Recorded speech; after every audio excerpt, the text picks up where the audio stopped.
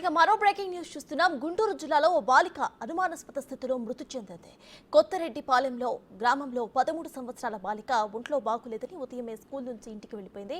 ఆ సమయంలో ఇంట్లో ఎవరూ కూడా లేరు. స్కూల్కు వెళ్లిన తమ బిడ్డ తిరిగి రాకపోవడంతో కుటుంబ సభ్యులు ఊరంతా కూడా వెతికారు. ఆ తర్వాత ఇంట్లోనే బాలిక మృతదేహాన్ని చూసి షాక్ అయ్యారు. వెంటనే పోలీసులకు ఫిర్యాదు చేశారు. సంఘటనా స్థలాన్ని తెనాలి డీఎస్పీ రమేష్ పరిశీలించారు.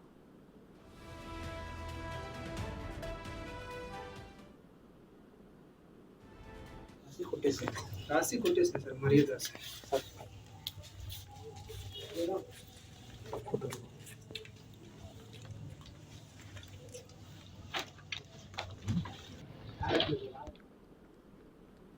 ఇదే అంశంపై పూర్తి డీటెయిల్స్ ను మా ప్రతినిధి సాయి శంకర్ అక్కడ నుండి లైవ్ లో అందించడానికి సిద్ధంగా ఉన్నారు. సాయి చెప్పండి, ప్రజెంట్ అక్కడ అప్డేట్స్ ఏంటి? అయితే బాలిక ఒంట్లో బాగోలేదని చెప్పి ఇంటికి వచ్చేసినట్టు తెలుస్తోంది. అసలు దేంతో బాధపడుతుంది? దాని గురించి పేరెంట్స్ కానీ టీచర్స్ కానీ ఎవరైనా చెప్పడం జరిగిందా?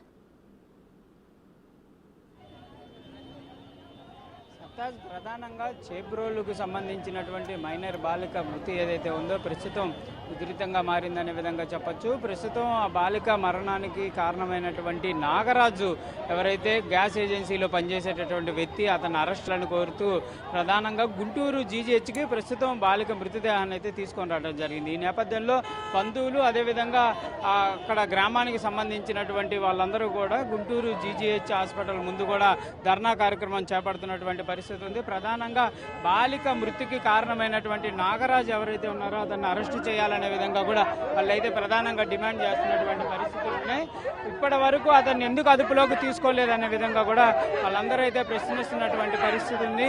ప్రస్తుతం చూడొచ్చు గుంటూరు మార్చరీ ఎదురుగా కూడా వాళ్ళందరూ కూడా పెద్ద ఎత్తున అయితే ఈ ధర్నా కార్యక్రమాన్ని అయితే చేపడుతున్నారు. పోలీసులు కావాలని చెప్పే నాగరాజుని అరెస్టు చేయలేదు. రాత్రి నుంచి కూడా ఈ అంశానికి సంబంధించి మేమందరం కోరుతున్నప్పటికీ కూడా అరెస్ట్ చేయలేదు అంటున్నారు. కొంతమందితో మాట్లాడదాం. ఎందుకు ధర్నా అండి? ఎందుకు ధర్నా చేస్తున్నారు? మా ఒక దళిత మాదిగ విద్యార్థిని హత్యకు గురైంది. చేబ్రోలు కొత్తరెడ్డిపాలెంలో ఉదయం స్కూల్కి పోయిన బిడ్డ మధ్యాహ్నం కనిపించలేదు. తర్వాత వెతకంగా ఒక ఇంట్లో అనుమానాస్పదంలో మృత్యు చెందింది. మాకు ఒక వ్యక్తి మీద అనుమానం ఉంది. ఆ అనుమానం ఉన్న వ్యక్తిని ఇంతవరకు అదుపులో తీసుకోలేదు రాష్ట్ర ప్రభుత్వం, ఈ పోలీసు వారు. దానికోసం నిరసనగా ఈరోజు జీహెచ్ఎస్ ముందు మేము ధర్నా కూర్చున్న ఎంఆర్పీఎస్ కృష్ణమాలి గారి నాయకత్వంలో మేము 24 గంటలు గడుస్తూ ఉంది. ఇవాళ వాళ్ళు కనుక నిర్ణయం తీసుకుంటే ఎన్నే అరెస్ట్ చేయొచ్చు. వాళ్ళు ఎందుకు మా మీద ఇక్కడ లేపడానికి మమ్మల్ని ఎంత ఉత్సాహం చూపించే పోలీసు వాళ్ళు ఎదికే దాంట్లో మరి వాళ్ళు చూస్తున్నారని చెప్తున్నారు, కానీ తొందరగా అరెస్ట్ చేయమని చెప్తున్నాను. ఎందుకంటే ఇట్లాంటి సంఘటన మన పునరావృతం కాకుండా ఉండటం కోసం మేము కూడా 30 సంవత్సరాలు ఉద్యమాలు చేస్తున్నాం. ఏ రోజు కూడా ఎవరికి వ్యతిరేకంగా చేయలేదు. అందరూ కలుపుకొని ఉద్యమాలు చేస్తున్నాం. కాబట్టి పోలీసు వారు కూడా మా బాధను అర్థం చేసుకోండి.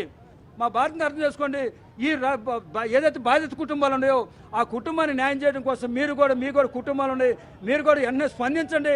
ఆ స్పందించి నిందితుల అదుపులో తీసుకోండి. ఆ కుటుంబాన్ని న్యాయం చేయడం కోసం మీ పాత్ర కూడా వహించండి. అంతేగాని మమ్మల్ని లేకపోతే అంటే మాత్రం మీరు ప్రముఖ పాత్ర వహించవచ్చు దయచేసి. ప్రధానంగా ఉద్యమ సంఘాలు ఎవరైతే ఉన్నారో వాళ్ళైతే చెప్తున్నారు. ఇది ప్రధానంగా బాలికకు సంబంధించినటువంటి బంధువులు ఉన్నారు, వాళ్ళతో మాట్లాడదాం. అమ్మ చెప్పండి, అమ్మ అసలు ఆ బాలికకు సంబంధించి ఎందుకు ఈ విధంగా జరిగింది అనుకోవచ్చు? మాకేం తెలుసు సార్, మాదేమో ఏటుపూరు, అలా కొత్తరెడ్డిపాలెంలో ఉన్నారు. బడికాని పెళ్ళి వెళ్ళిందంట, కడుపులు నొప్పని ఇంటికి వచ్చిందంట, పిల్ల చూస్తే చచ్చిపోయానుంది. అది మాకు సంగతి తెలియాలి. మాకైతే పూర్తిగా తెలియదు. వాళ్ళ అమ్మాయి కస్టడీలో ఉందంట. పొద్దున 11ంటికి మధ్యాహ్నం బండి నుంచి వచ్చిందంట. మరి ఏం జరిగింది? 4ంటి దాకా చూసుకోలేదంట. కడుపు నొప్పి వల్లే ఆ అమ్మాయి సూసైడ్ చేసుకుందా? నిజంగా ఈ నాగరాజు అనే వ్యక్తి ఏమైనా చేశారనే విధంగా భావిస్తారు? వ్యక్తే చేశాడు సార్, నాగరాజు అనే వ్యక్తే చేశాడు. నాగరాజు అనే వ్యక్తి అన్యాయం చేశాడు. పోలీసులు కూడా మాట్లాడుతున్నారు. సార్ చెప్పండి, ప్రధానంగా అరెస్టుకు సంబంధించి ఎందుకు ఇంకా అతన్ని అదుపులో తీసుకోలేదు? ఏం జరుగుతుంది? నమస్తే అండి, నేను ఎస్టీపీఓ తెనాలి. ఈ శైలజ మృతి కేసులో నిన్న 6:30కి ఎఫ్ఐఆర్ కట్టడం జరిగింది. ఎఫ్ఐఆర్ కట్టగానే ఇమీడియట్లీగా మా యొక్క ఎస్పీ గారు డ్యూటీ ఐపీఎస్ గారి ఆధ్వర్యంలో స్పెషల్ టీమ్స్ ఫామ్ చేస్తాం జరిగింది. సిఐ గారి నేతృత్వంలో సిఐస్ విజయవాడ ఒక టీము, తర్వాత ఇతను నేటివ్ ప్లేస్ కొండపల్లి అని చేస్తే కొండపల్లికి ఒక టీం పంపిస్తాను చెప్పి, అలాగే ఇతను ఫ్రీక్వెంట్ గా మాట్లాడిన సిడిఆర్స్ కాల్స్ తీసుకుని ఆ సిడిఆర్స్ సంబంధించి చింతపల్లి ఇక్కడ నుంచి 380 కిలోమీటర్లు ఒక ఇన్స్పెక్టర్ గారు పొన్నూరు రూరల్ సిఐ గారు కూడా చింతపల్లి ఏరియాలో ఉన్నారు. ఈ టవర్ లొకేషన్ అంతా పెట్టుకొని త్వరలోనే ముద్దాయిని మేము అతనే హత్య చేశాడు అనేది నిర్ధారణ అయిందా విచారణ? బాలికకు సంబంధించినటువంటి అంశంలో కడుపు విధంగా చెప్తున్నారు. ఇదంతా ఏ విధంగా జరుగుతుంది విచారణ? అంటే అక్కడ ఉన్న సిమ్టమ్స్ ప్రకారం అతను కూడా తాళం వేసేసి డెడ్ బాడీ లోపల ఉండటం ప్రకారం వీళ్ళు కూడా బంధువులు ఇచ్చిన దీని ప్రకారం ప్రైమా ఫేసియా కేసు మేము కూడా అంటే పిఎం నిర్ధారణ అవ్వాలి. ఏ విధంగా అతను చంపాడన్నది, ఏ విధంగా ఇంజరీస్ ఉన్నాయన్నది పిఎం మనం చేస్తే మెడికల్ ఎవిడెన్స్ పోకుండా వీళ్ళంతా కూడా మనకు సహకరిస్తే ఇమీడియట్గా కూడా పిఎంలో కూడా మనకి నిర్ధారణకు వస్తుంది వెదర్ దట్ ఈజ్ మర్డరా అంటే మేము అపరెంట్ కాజుని బట్టి కూడా ప్రస్తుతానికి వాళ్ళు ఇచ్చిన రిపోర్ట్ మీద 302 కట్టడం జరిగింది, SC/ST కేసు కట్టడం జరిగింది, కిడ్నాప్ కూడా కేసు కూడా జరిగింది. కూడా ఈ ఎవరైతే మైనర్ల పైన ఇవన్నీ జరుగుతున్నాయి, వీటికి ఏమైనా ప్రత్యేకంగా చర్యలు ఉండే అవకాశాలు ఉంటాయి? అంటే దీనికి సంబంధించినటువంటి ఇదేంటంటే ఇప్పుడు ఈ నాగరాజ్ అనే అతను వాళ్ళ మదర్ ఇద్దరు కలిపి కూడా ఒక కొంతకాలం 5 years నుంచి ఒక ఫస్ట్ స్పిన్నింగ్ మిల్లో వీళ్ళకి ఒక ఫ్రెండ్షిప్ ఏర్పడింది, అది కంటిన్యూ అవుతుంది. దాని భాగంగా ఈ పాప కూడా బాబాయ్ అని చెప్పేసి నాగరాజు అంటూ ఉంటుంది. దాని ప్రకారం ఆ విధంగా తొలగించుకోవాలనే విధంగానే ఇట్లా జరిగింది అనుకోవచ్చు. పాపని కానీ పాప అడ్డుగా ఉందని వాళ్ళ మదర్ ఏమంటదంటే, నేను ప్రస్తుతం ఈ మధ్య అతనితో మాట్లాడలేదు, నా మీద కక్ష కట్టి నా కూతురు మీద ఈ విధంగా చేసుంటాడనేది మళ్ళీ తల్లి ఆరోపణ అండి.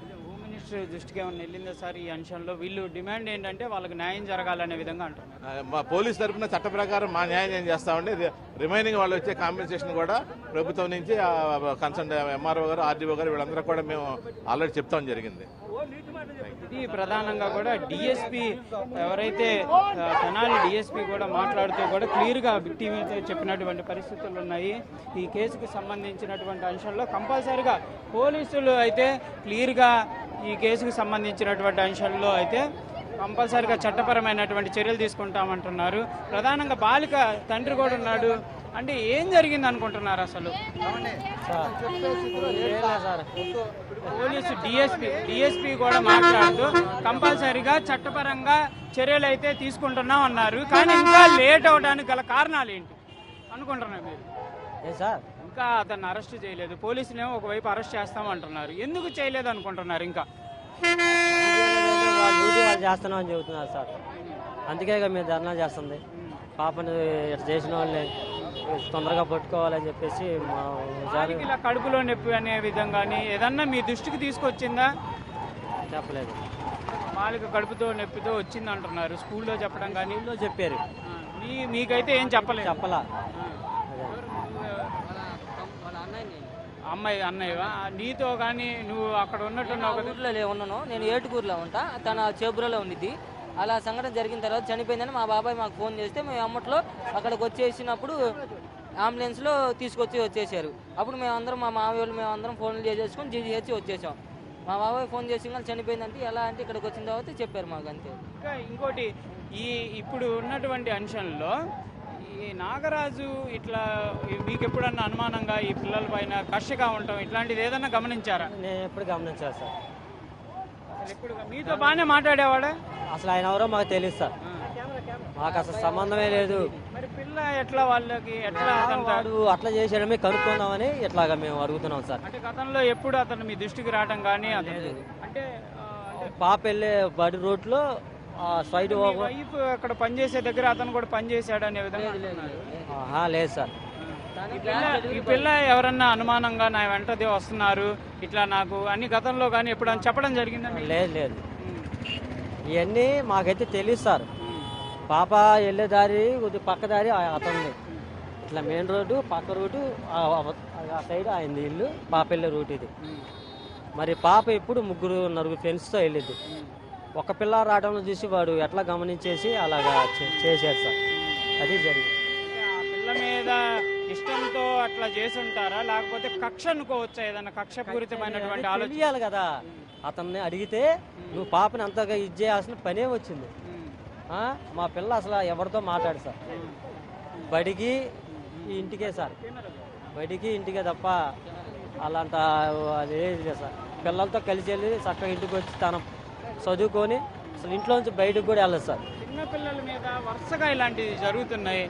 అసలు ఒక యాజ్ ఏ పేరెంట్గా మీ పాప చనిపోయింది, ఏం కోరుతున్నారు ప్రభుత్వాన్ని మీరు? ప్రభుత్వానికి కోరతం ఏంటంటే ఇలాంటివి జరగకుండా అతన్ని ఒక దారుణమైన శిక్ష, ఆ శిక్షని చేసేవాడు ప్రతి ఆలోచన రాకుండా చేయమని గవర్నమెంట్ కోరుతున్నాను సార్. ఇప్పుడు నా పిల్లని నాకు బాధగా ఉంది, మీరు ఇనిపోతారు. నేను అంత నరకం అనిపిస్తాను, ఒక తండ్రికే తెలుసు సార్. అది మీకు కూడా ఏమన్నా తెలిస్తే అట్లా జరగకుండా ప్రతి తండ్రి ప్రతి అన్న చెల్లి తల్లి బాధపడకుండా కావాలని కోరుతున్నాను సార్. ఇట్లాంటి ఏ తండ్రి అయినా ఏ తల్లి అయినా ఈ రకం ఈ బాధ అనిపించకుండా ఆ పాపల్ని వెళ్ళేటప్పుడు కొద్దిగా ఒక వెహికల్ ఒకటి పిల్లలు వెళ్ళేది రానేటప్పుడు వచ్చే టైంలో ఒకసారి అటు వెళ్ళి ఇట్లా వచ్చేటట్టు చూసి పిల్లని గమనియమని కఠినంగా శిక్షలు లేకపోవడం వల్లే ఇలా జరుగుతున్నాయి అనుకోవచ్చు. అట్లా అని నేను అనట్లేదు సార్. ఎక్కడి నుంచైనా సరే ఇప్పటి నుంచి ఎన్నో జరుగుతున్నాయి కదా, ఇక్కడ నుంచి మా ప్రభుత్వం ఒకటి ఆలోచించి పాపలు ఎట్లాగ వస్తున్నారు ఎట్లాగ వెళ్తున్నారు, పాప వెళ్ళే రూట్లకి వీటికి ఒక గమనిక ఎవరితో మాట్లాడుతున్నారు వాళ్ళు ఏంటి అని గమనిస్తా వాళ్ళని వరకు చూస్తూ ఉంటే ఈ దారుణం జరగకుండా కొంతవరకు ఆగిద్ది అని చెప్పేసి.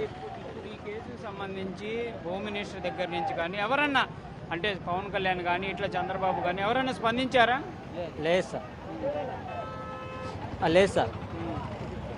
వాళ్ళు కూడా స్పందించాలని కోరుకుంటున్నాను సార్.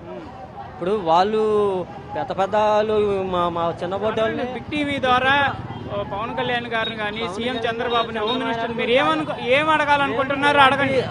మేము ఇట్లా జరగకుండా ప్రతి పాపకి ప్రతి తల్లిదండ్రి ఇట్లా బాధపడకుండా ఈ దుష్టాన్ని కొద్ది జాగ్రత్తగా మీరు దాన్ని కాపాడమని, నా పిల్లని శిక్షిస్తాం కాకుండా ఒక పిల్ల ఒక చిన్న పిల్లని ఒక ఉదయం పూట అంత చేయాల్సిందంత ఇది జరిగిందంటే దాన్ని ఎంత అసమర్థగా మనం ఇదైపోయింది. అది కొద్దిగా ఇట్లా జరగకుండా కొద్దిగా మీరు ఒక దృష్టి పెట్టి ఇవాళ ఈ పాప జరిగింది రేపు ఇంకో పాప జరగవచ్చు, తర్వాత మీరు అయ్యో పాప అనుకున్న తల్లిదండ్రులు నరకం అనిపించి వాళ్ళే గుండె ఆగి చచ్చిపోతే దానివల్ల మీకు ఉపయోగం ఏముంది చెప్పండి సార్. మేము ఏదో కూలి పని చేసుకొని రెక్కల కష్టం మీద పిల్లలు బతికించి ఈ 100 రూపాయలు ఉంటే తిని పిల్లలు పెట్టుకుని తినేయాలి. ఇప్పుడు ఈ అన్న నీళ్ళు లేకుండా పిల్లలు చూసుకోక కడుపు నీళ్ళు నా బాధ ఎవరికి చెప్పుకోవాలండి.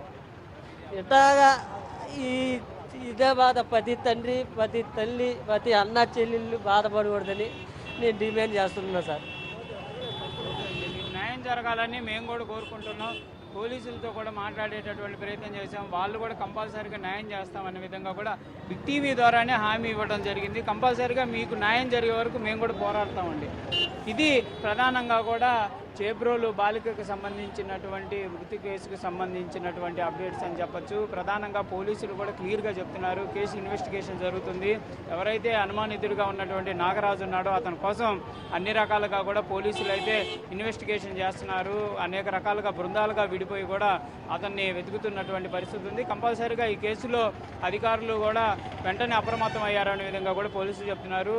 యాజ్ ఏ పేరెంట్గా ఆ బాలిక యొక్క తండ్రి కూడా తన యొక్క ఆవేదన వ్యక్తం చేస్తున్నారు. ఇలాంటి సిచ్యువేషన్ మరో తండ్రికి రాకూడదు అనే విధంగా కూడా తన బాధనైతే వ్యక్తం చేసినటువంటి పరిస్థితులు ఉన్నాయి. సర్తాజ్.